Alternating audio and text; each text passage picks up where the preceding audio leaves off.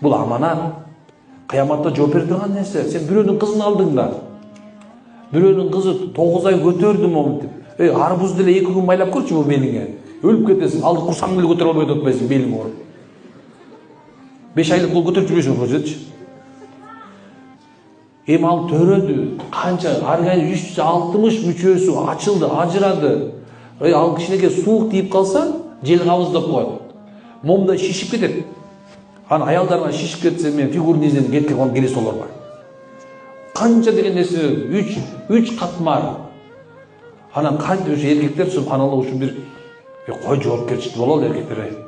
Үммөттүн, кыргыздын көбөйүшү үчүн, мамлекеттин өнүгүшү үчүн эркектер жоопкерчилик болуш керек биринчи.